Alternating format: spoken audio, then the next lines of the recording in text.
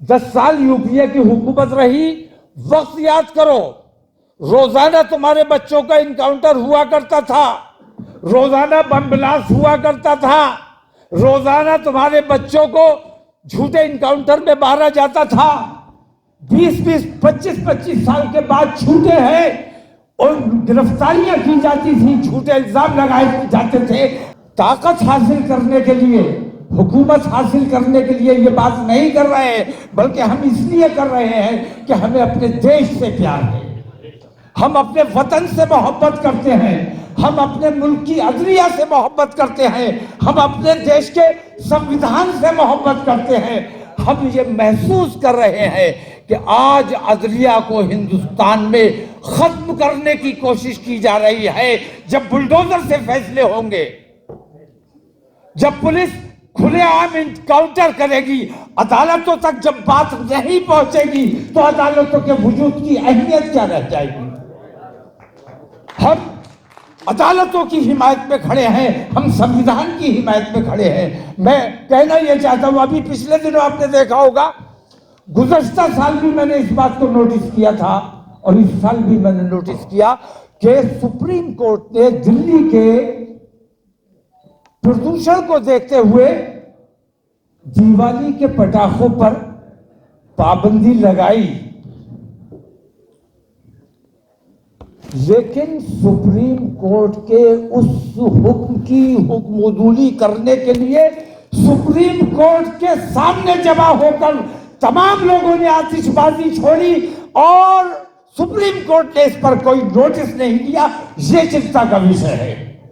Supreme court को चाहिए था पुलिस को ऑर्डर करते कि जिन जिन लोगों ने किया है उन तमाम को जेल में डाला जाए।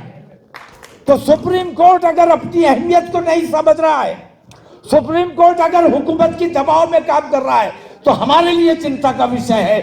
हमें काम करना चाहिए, हमें बताना चाहिए कि देश जाग रहा है, जनता जाग रही है, लोग महसूस कर रहे हैं जो बेईमानियां हो रही है, ये बेईमानियां अब होने नहीं दी जाएंगी, क्योंकि अवाम में बेदारी आ चुकी है। सुप्रीम कोर्ट के बहुत से ऐसे फैसले जिन पर एतराज किया जाना चाहिए, अभी मैं इतना जिक्र और जरूर करना चाहूंगा और खास तौर से मुसलमानों से और अपने दलित भाइयों से ये बात जरूर कहना चाहूंगा कि ये जब चाहते हैं रविदास मंदिर को तोड़ देते हैं, ये जब चाहते हैं मस्जिद को तोड़ देते हैं, ये जब चाहते हैं इनका हनुमान चालीसा भी मस्जिद के ही आगे हनुमान जी कबूल करते हैं। इन तमाम चीजों को बंद किया जाना चाहिए, सुप्रीम कोर्ट को संज्ञान लेना चाहिए। बाबरी मस्जिद को हमने सब्र किया है, इसलिए नहीं कि हम कमजोर थे, बल्कि इसलिए कि हम अपने मुल्क की एकता और अखंडता से प्यार करते थे।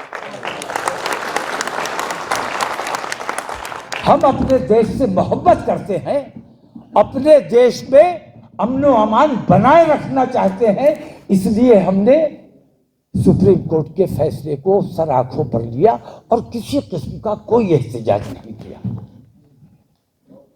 लेकिन नतीजा ये निकला, हमारे सब्र का नतीजा ये निकला कि हमें बुज़दिल समझा गया। और आज मैं कहता हूं कि अगर लोग बेदार ना हुए तो ज्ञानव्यापी उसी तरीके से, उसी बेईमानी के तरीके से ज्ञानव्यापी ये लोग छीन लेंगे, उसी तरीके से मसला को आपसे छीन लिया जाएगा, ईदगाह को आपसे छीन लिया जाएगा, उसी तरीके से यके बाद दीगरे, कभी बदायूं की मस्जिद पर हमला किया जाएगा, कभी ईदगाह पर हमला किया जाएगा, कभी जामा मस्जिद पर हमला किया जाएगा। अगर अपनी मस्जिदों को इसी तरह सब्र करना है, कहीं तो खत्म होना चाहिए ये तरीका, कभी तो हमें खड़े होकर अपनी बात रखनी होगी। तो मैंने ऐलान किया है कि बाबरी मस्जिद के बाद बस हमारी आस्था की भी अहमियत है। हमने बाबरी मस्जिद को सब्र किया है, ज्ञानव्यापी को सब्र नहीं करेंगे।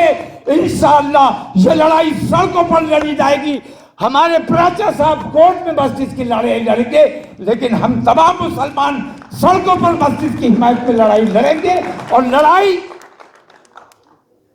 लड़ाई वो नहीं होगी, हमें किसी के से लड़ाई नहीं करनी है, हमें दिखाना है कि हम बेदार हैं, हम बर्दाश्त नहीं करेंगे। उन्होंने कहा था हमारी आस्था कोर्ट से ऊपर है, हमने कहा था कोर्ट का जो फैसला होगा हमें वो मंजूर होगा। अब मैं कहता हूं कि हमारी आस्था कोर्ट से ऊपर इसलिए है कि हम एक बार बेईमानी कोर्ट की देख चुके हैं, दोबारा देखने को तैयार नहीं है। हम हिंदुस्तान के वासी हैं, हिंदुस्तान में कैसी हुकूमत आनी चाहिए ये हमारी जिम्मेदारी है।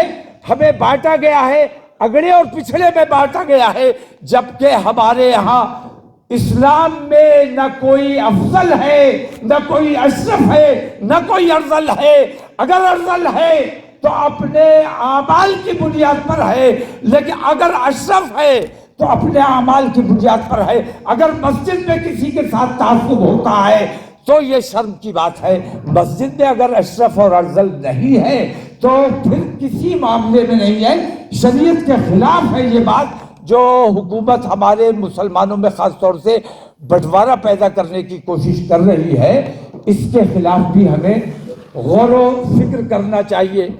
तो 24 के हवाले से मैं इसलिए कहना चाहता हूं कि हिंदुस्तान में कौन सी हुकूमत बने, कैसी हुकूमत बने।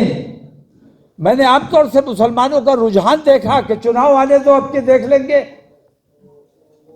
मोदी को जीतने नहीं देंगे। मैंने कहा मोदी को हरा दो, फिर किसको लाओगे? जो आएगा वो तुम्हें कंगन पहनाएगा,